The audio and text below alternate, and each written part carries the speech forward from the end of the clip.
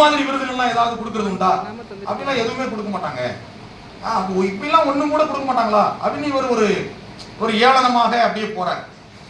அவர் கூட அங்க ஏர்போர்ட்ல இருந்து வெளியில வந்து அவங்க போகிற இடத்துக்கு போவதற்காக அங்க ஒரு மெட்ரோ ஸ்டேஷன் போய் மெட்ரோல நீங்க ஜப்பான் சீனாலாம் அவர்களோடு ஒப்பிடும்போது போக்குவரத்துல நம்ம ஒரு 50 ஆண்டுகள் பின்தங்கி இருக்கோம்.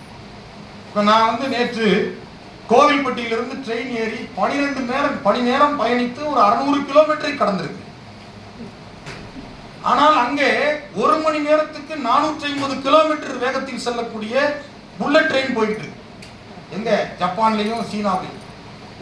மணிக்கு 1000 கிலோமீட்டர் தூரம் போகக்கூடிய அந்த ரயில் போக்குவரத்திற்கான அந்த ஒத்திகைகளை அவர்கள் பார்த்து கொண்டிருக்கிறார்கள். நாம எவ்வளவு தூரம் பின்தங்கி இருக்கிறோம் பாருங்க. எனக்கு மட்டும் நம்ம தமிழ்நாட்டில் மணிக்கு 450 கிலோமீட்டர் வேகத்தில் செல்லக்கூடிய ஒரு ட்ரெயினை கண்டுபிடித்து விட்டால் நான் காலை ஒரு நாளைக்கு 2 தடவை சென்னைக்கு வந்து போயிருவேன். 2 தடவை வந்து நம்ம டைரக்டர் ஆபீஸ் செக்ரட்டரியேட் எல்லாம் போயிட்டு போயிருவோம்.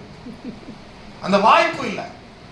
நீங்க அங்கிருந்து வந்த உடனே ஒரு 600 கிலோமீட்டர் 12 கிலோமீட்டர் 12 மணி நேரம் வந்து கடந்த உடனே தூங்கணும் தான் எண்ணம், வேற ஒரு எண்ணமும் வராது. அப்படிப்பட்ட சூழல்ல அந்த ஜப்பான் நண்பரோட இவர் மெட்ரோ ட்ரெயின்ல ஏறுறார். மெட்ரோ ட்ரெயின்ல ஏறின உடனே கூட்டம் நிறைய இருக்கு. அப்போ இந்த ஆசிரியர் போன உடனே போய் அவங்க ஒரு இடத்துல போய் அவங்க உள்ள போய் ஏறுறாங்க, ஃபுல்லா இருக்கு. இவர் போன உடனே இவரை பார்த்த உடனே ஒரு சீட்ல உட்கார்ந்துருந்த ஒரு பயணி எழுந்திருச்சு இடம் கொடுக்குறாரு. அப்ப இவருக்கு ஆச்சரியமா இருக்கு. உடனே இன்னொரு பயணி எழுந்திருச்சா இடம் கொடுக்குறாரு. இவங்க 2 பேரும் அதில் உட்கார்ந்துறாங்க. உடனே இவர் நம்ம ஆசிரியர் கேட்கிறாரு, அந்த ஜப்பான் நாட்டு ஆசிரியர்கிட்ட, ஏன் இவர் எந்திரிச்சு நமக்கு இடம் கொடுத்தாருன்னு கேட்கிறாரு. உடனே அவர் சொல்றாரு, நான் போட்டிருக்கிற யூனிஃபார்ம் வந்து ஆசிரியருக்கான யூனிஃபார்ம். இங்க வந்து ஆசிரியர்கள் வந்தால் உடனே எந்திரிச்சு இடம் கொடுத்துருவாங்க. ஆசிரியர்களுக்கு என்று இந்த மாதிரி வாகனங்கள்ல தனியாக இடஒதுக்கீடு இருக்கிறது, தனியா சீட் இருக்கு. அதனால என்னைய ட்ரெஸ் எப்படி கண்டுபிடிச்சாங்கன்னு கேட்கும்போது அவர் சொல்றாரு, என்னுடைய உடையை பார்த்து என்னுடைய யூனிஃபார்மை பார்த்து அவர் கண்டுபிடித்து விட்டார். நம்ம ஊர்ல போலீஸ்காரர் வந்தா தான் இடம் கொடுப்பாங்க, ஆசிரியர் உட்கார்ந்தா அப்படி இடம் கொடுக்க மாட்டாங்க.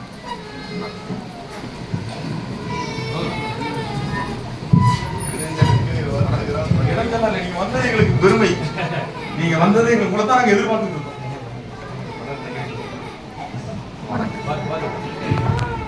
நம்முடைய நிகழ்விற்கு முத்தாய்ப்பாக, நம்முடைய நிகழ்ச்சிக்கு மணிமகுடமாக நம்முடைய மாவட்ட ஊராட்சி தலைவர் மதிப்பிற்குரிய ஐயா மனோகரன் அவர்களும், படப்பை மனோகரன் அவர்களும், மதிப்பிற்குரிய நம்முடைய ஊராட்சி ஒன்றிய பெருந்தலைவர் சகோதரி சரஸ்வதி மனோகரன் அவர்களுக்கு இங்கே வருகை தந்திருக்கின்றார்கள். அவர்களை நீங்கள் அனைவரும் வரவேற்குமாறு என்போடு அந்த அளவிற்கு அவர்கள் போய் கொண்டிருக்கிறார்கள். போகும்போது அடுத்து அங்கிருந்து போய் வீட்டுக்கு போனோம். அப்போ அவர் வந்து ஏதாவது ஸ்வீட் வாங்கணும் அப்படின்னு சொல்றாரு. உடனே ஸ்வீட் வாங்குறதுக்கு ஒரு கடைக்கு போறாங்க. கடைக்கு போன உடனே அவன் ஒரு பில் அடிச்சு கொடுக்குறான் அந்த ஸ்வீட் வாங்கின பிறகு. உடனே அந்த ஜப்பான் நாட்டு ஆசிரியர் என்ன பண்றாரு, அவருடைய ஐடி கார்டை எடுத்து கொடுக்குறாரு. கொடுத்த உடனே அவன் அதுல இருந்து ஒரு 15% 15% டிஸ்கவுண்ட் பண்றான். டிஸ்கவுண்ட். அப்ப இவர் கேட்கிறாரு, என்ன டிஸ்கவுண்ட் பண்றாங்கன்னு. இந்த கடையில ஆசிரியர்களுக்குன்னு ஒரு டிஸ்கவுண்ட் இருக்கு அப்படின்னு சொல்றாங்க.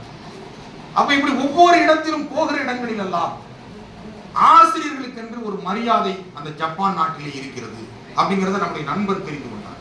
இப்ப நாம வந்து தேசிய அளவுல விருதுகள் வாங்குறோம், மாநில அளவுல விருதுகள் வாங்குறோம். ஆனால் இது போன்றது ஒரு மரியாதை என்பது அந்த நாட்டிலே இருக்கிறது. ஆனால் நம்முடைய நாட்டில் ஆசிரியர் தினத்தை கொண்டாடுகிறோம், ஆனால் ஆசிரியர்களை கொண்டாடுவதில்லை. அங்க என்னன்னா ஆசிரியர்களை கொண்டாடுகிறார்கள், ஆசிரியர் தினத்தை கொண்டாடுவதில்லை. இதுதான் இருக்கிற வித்தியாசம்.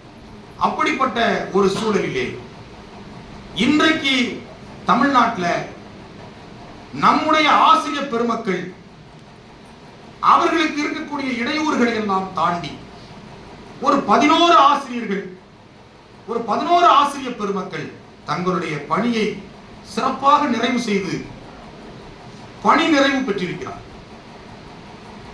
உண்மையிலே உங்களுக்கு பணி நிறைவு என்பது நம்ம பணி ஓய்வு என்று சொல்வதில்லை, பணி நிறைவு என்று சொல்றோம்.